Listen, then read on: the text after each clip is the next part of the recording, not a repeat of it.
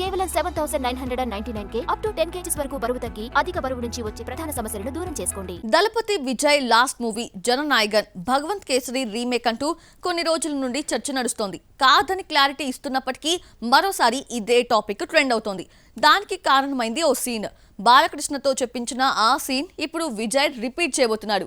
దళపతి కావాలనే ఆ సీన్ ఎంచుకున్నాడా? భగవంత్ కేసరి తమిళంలో రీమేక్ చేయాలని విజయ్ దళపతి కోరితే సున్నితంగా నో చెప్పాడు అనిల్ రావిపూడి. చేసేదేమీ లేక తన లాస్ట్ మూవీ ఛాన్స్ హెచ్డి వినోద్కి అప్పగించాడు విజయ్.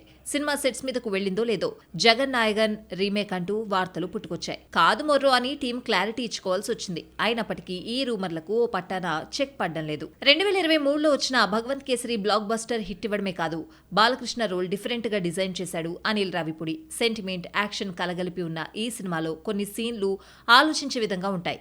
అందుకే ఈ సినిమాను అమితంగా ఇష్టపడ్డ విజయ్ ఆ డెప్త్ మిస్ అవ్వకూడదని అనిల్ రావిపూడికి రీమేక్ చేయాలంటూ కోరాడు. కాదనడంతో జననాయగన్ పట్టాలెక్కించాడు. అయితే ఓ సీన్ మాత్రం విజయ్ వదులుకోలేకపోతున్నాడు అన్నది latest talk. Good touch bad touch Bhagavanth కేసరిలో కీ సీన్. ఎంతో సున్నితంగా అందరికీ అర్థమయ్యేలా సీన్ డిజైన్ చేశాడు డైరెక్టర్ అనిల్ రావిపూడి. ఇప్పుడు ఇదే సీన్ తన సినిమాలో ప్లాన్ చేస్తున్నాడట విజయ్. దీనికోసం రైట్స్ తీసుకున్నాడని సమాచారం. ఈ ఒక్క సీన్ కోసమే 4.5 కోట్లు వెచ్చించిందట నిర్మాణ సంస్థ కేవిఎన్ ప్రొడక్షన్ హౌస్. ఇక మిగిలిన సినిమా అంతా డిఫరెంట్ అన్నది టాక్.